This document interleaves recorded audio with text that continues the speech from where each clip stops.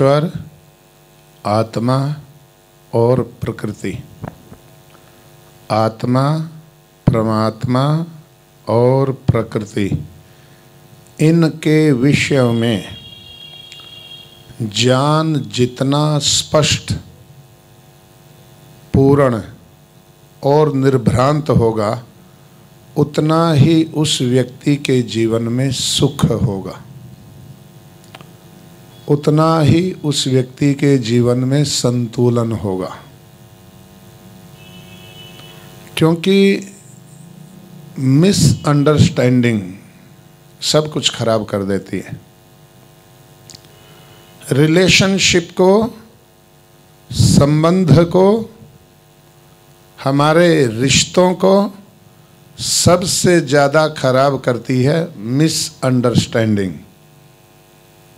हमारी अपरिपक्व अवधारणा और भ्रांतिपूर्ण अवधारणा। इसलिए महर्षि दयानंद जी महाराज ने एक छोटी सी पुस्तिका लिखी जिसका नाम है भ्रांति निवारण। बहुत काम किया, बहुत अद्भुत काम किया। मैं जब से ये चतुर्वेद पारायण यज्ञ हुआ और महर्षि दयानंद जी महाराज की दृष्टि में ईश्वर की क्या महत्ता है और वो कैसे ईश्वर को मानते थे, आर्य समाज भी कैसे ईश्वर को मानता है। लोग तो ये कहते हैं ना कि आर्य समाज ईश्वर को नहीं मानता। ऐसा नहीं है, ये गलत और मिथ्या प्रचार है, अवधारणा गलत है। क्यों गलत है? महर्षि दयानंद जी महाराज तो वेद भाष्य में कहते हैं, वो कैसे को मानते हैं, जिसको सब मानते हैं उसको हम माने ये तो कोई जरूरी नहीं है, पर जिसको हम जैसा मानते हैं सारी दुनिया उसको वैसा ही मानती है। ध्यान रखना, जैसा सारी दुनिया ईश्वर को मानती है, आर्य समाज वैसा नहीं मानता, महर्षि दयानंद जी महाराज वैसा नहीं मानते। और जैसा आर्य समाज और महर्षि दयानंद जी महाराज ईश्वर को मानते हैं, सारी दुनिया वैसा ही मानती है। पर एक मिथ्या प्रचार भी बहुत काम करता है। सुनो, महर्षि दयानंद जी महाराज किस ईश्वर की उपासना करने के लिए कहते हैं। यजुर्वेद का मंत्र, उसका भाष्य करके और भावार्थ में बहुत विलक्षण एकदम ऐसा प्रकाश कर दिया कि बस आनंदित हो जाए पढ़ने वाला व्यक्ति। अब देखो किस ईश्वर की बात करें, जिस ईश्वर के विशेष ज्ञान के लिए प्रसिद्ध और अप्रसिद्ध लोक दृष्टांत है। भगवान का दृष्टांत कहाँ दिया जाएगा? ये लोक, ये जो संसार, ये सारा संसार उसकी व्याख्या है, उसकी एक्सप्लेनेशन है, उसकी शक्तियों का, सामर्थ्य के ये साकार रूप है। ये सूर्य भगवान की शक्ति का साकार रूप है। ये धरती, ये आसमान, ये अग्नि और ये सारे संसार के ग्रह उपग्रह, ये सब उस परम पिता परमेश्वर की सामर्थ्य, शक्ति और उसकी अद्भुत कला का जीता जागता साक्षात एक साकार रूप है। ये लोक प्रसिद्ध और अप्रसिद्ध उसका दृष्टांत है। अपने आप को God has exemplified himself into his creation. अपनी रचना में ही वो अपने आप को, अपना स्वयं का, उसकी रचना ही उसका दृष्टांत है। परमेश्वर की रचना। अब देखो क्या करिश्मा है। आपके सिर के बाल बढ़ते हैं, सिर के पास में ही आईब्रोज के बाल हैं, वो तो इतने नहीं बढ़ते। यदि आप ट्रिमिंग कराओगे तो वो बढ़ेंगे, भौं के बाल आईब्रोज के। यदि ट्रिमिंग नहीं कराओगे तो नहीं बढ़ेंगे।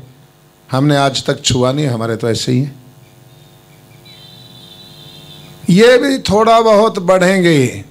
बिल्कुल उनके साथ लगते ही हमारी पलकों के बाल हैं, ये बढ़ते हैं। आईब्रोज के भी कुछ बढ़ जाते हैं, थोड़ा बहुत मामूली सा। और पलकों के क्यों जी, यहां सप्लाई लाइन नहीं है, यहां सप्लाई लाइन नहीं है। पलकों के बढ़ते नहीं, भौं के बढ़ते नहीं, और सिर के हर रोज बढ़ते हैं। कौन सा कनेक्शन है भाई? ये शरीर ही दृष्टांत है, ये संसार उसका खुला दृष्टांत है। जिस ईश्वर के विशेष ज्ञान के लिए प्रसिद्ध और अप्रसिद्ध लोक दृष्टांत है, जो सर्वत्र व्याप्त होता हुआ सबको आच्छादित करता है। सब लोग उसमें आच्छादित है, सब में व्यापक है, और उत्तम नियम से सबको अपनी अपनी कक्षा में चलाता है। उत्तम नियम से। बैठो माता, कुर्सी ले लो या कहीं भी बैठ जाओ। एक कुर्सी दे दो माता को, माता को यहीं कुर्सी दे दो। बैठो, ले आओ कुर्सी, ले आओ। बहुत अच्छा। जो अपने उत्तम नियम से सबको अपनी अपनी कक्षा में चलाता है। सूर्य ब्रह्मांड में है, धरती है, चांद है, तारे हैं, ग्रह है, उपग्रह हैं। अच्छा, सड़क पर गाड़ियां चलती हैं, टकराती हैं।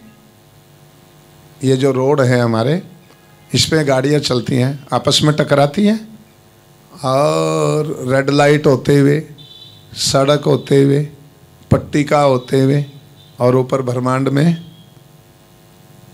कितनी बार साइंटिस्ट कहते हैं अगली 2 तारीख को धरती से टकराएगा धूमकेतु, और फिर कहेंगे टकराया नहीं, पास से छू करके निकल गया। निकलना ही है। तुम्हारे बस में चले तो पता नहीं कितने दिन पहले ही टकरा देते। कोई भी नियम का उल्लंघन नहीं है। जो उत्तम नियम से, जो अपने उत्तम नियम से सबको अपनी अपनी कक्षा में चलाता है, वही अंतर्यामी ब्रह्म, वही जो ये काम करता है, वही अंतर्यामी ब्रह्म परमात्मा सब मनुष्यों द्वारा उपासना करने योग्य है। इसके पृथक, इसके अतिरिक्त दुनिया की कोई वस्तु भक्ति करने योग्य नहीं है। वस्तु किसके कहते हैं? ये बहुत विलक्षण बात कही महर्षि दयानंद जी महाराज ने। वस्तु किसको कहते हैं? वस्तु किसको कहते हैं? जिसको आप उठाएं तो उठे, जिसको लाएं तो आए, जिसको ले जाएं तो जाए, जिसको बिठाए तो बैठे, जिसको लिटाए तो लेटे, और जिसको खड़ी करे तो खड़ी होए। जो आप पर डिपेंड है वो वस्तु है। जो जीव के अधीन है वो वस्तु है।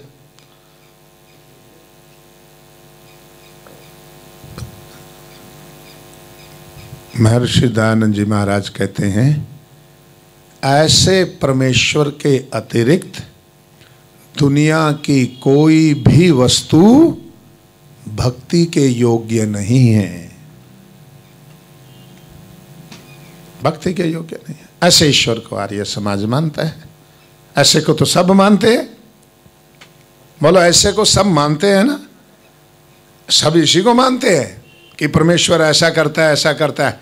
पर थोड़ा अपना एडिशनल लाग लपेट भी लगा के रखते हैं कि जिसमें उनकी खुद की महिमा भी प्रकट होवे कि हम भगवान की भक्ति करते हैं, हम उसका ध्यान करते हैं, आप हमारी सेवा करो, आप वहाँ सीधे जा नहीं सकते, हम आपकी सिफारिश करेंगे, आपका कल्याण हो जाएगा।